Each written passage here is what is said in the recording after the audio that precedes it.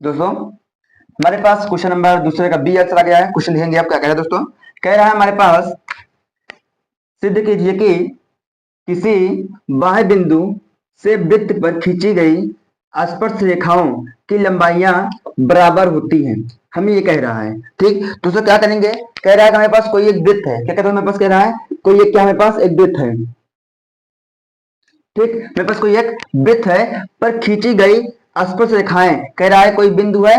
क्या है बिंदु है और वहां से कहां से बिंदु हुई है बाह्य बिंदु से। कहां से ये बाह्य बिंदु से कह रहा है। मतलब हमारे पास जो वृत्त है इसे कोई बाह्य बिंदु से कहां से कोई बाह्य बिंदु है उसको हम पी मान ले रहे हैं। ठीक बाह्य बिंदु से एक स्पर्श रेखा खींची गई है। कह रहे हैं स्पर्श रेखा खींची गई रही है। ठीक है इसको हम यहाँ पे खींच दे रहे हैं।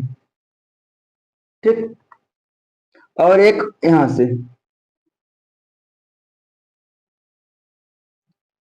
दोस्तों बात आपको समझ में आ गई है। ठीक क्या कह रहा है एक वृत्त है बाह्य बिंदु से एक स्पर्श रेखा खींची गई है। ठीक अब कहते तो कह रहा है स्पर्श रेखाओं की लंबाइयां बराबर होती है। हमें यह प्रूव करना है। इसके लिए दोस्तों मेरे पास क्या है हमारे पास जो ये है रेखा भाई है ए और बी यानी कि ए बी और बीपी आपस में क्या है बराबर है। हमें सिद्ध करना है। ठीक दोस्तों हम क्या करें दोस्तों हम यहाँ पे एक हमारे जो वृत्त सेंटर है ठीक सेंटर को हम यहाँ से एक इसको आपस यहाँ अपन मिला देंगे।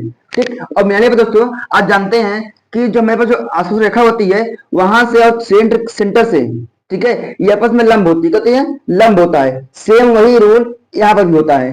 ठीक है दोस्तों इसमें लंब होती है। ठीक बात है समझ में। ठीक दोस्तों अब इसको बिंदु हम ओ मान ले रहे हैं केंद्र को। ठीक दोस्तों मैं ध्यान देंगे हमारे पास दो क्या बन गया बन गई है त्रिभुज बन गई है। क्या बना है त्रिभुज बना है। करेंगे दोस्तों मेरे पास क्या है त्रिभुज पी ए ओ और त्रिभुज पी बी ओ में। दोस्तों क्लियर आता ना।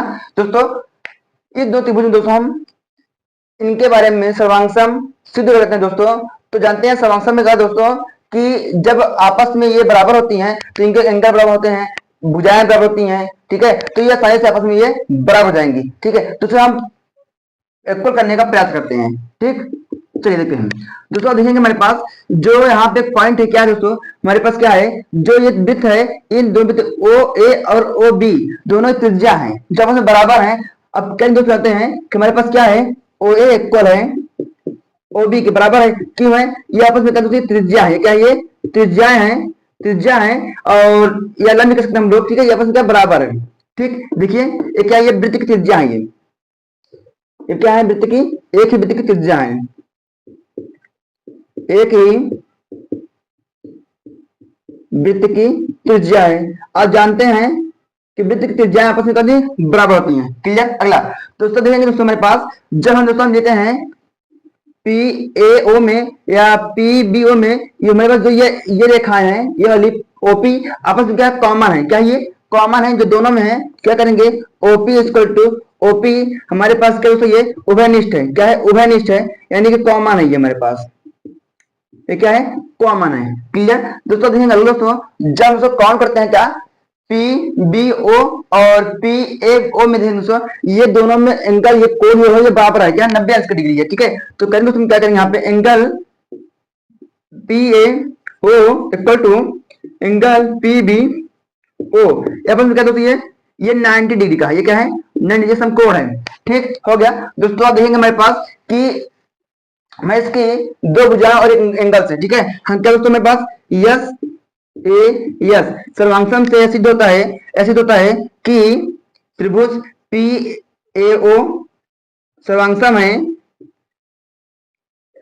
त्रिभुज पी बी ओ आपस में ये क्या होती है सर्वांगसम है। जब ये सर्वांगसम होती हैं तो यह जानते हैं जब इनकी ये आपस इसका मतलब है कि जब ये आपस बराबर है तो जिसको जो तीसरी भुजा है वो भी आपस में दोस्तों वो भी आपस में बराबर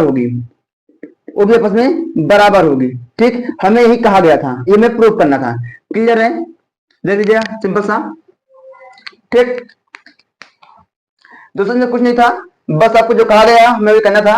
ठीक है आप वहां पे जब लिखेंगे तो क्या करेंगे दिया है ठीक है, हमें कहा गया एक वृत्त है, एक सूर्य रेखा है, ठीक है, हमने रचनाएं कर दिया, इसमें रचना करने के बाद हमें सिद्ध करना था, वो हमने निकाला, फिर हमने उत्पत्ति कर दिया, ठीक है, क्या हमने उत्पत्ति कर दिया, उत्पत्ति करने के बाद हमने ये सब समांतर सिद्ध किया, लास्ट हमारे पास ये प्रूफ हो गया है। क्लियर है? अच्छे देख लीजिए, बहुत आसान है, ठीक है, कोई कठिन नहीं है, अच्छे समझेंगे तो समझ में आ जाएगा। ठीक, चलिए इसको आप पढ़ लीजिए।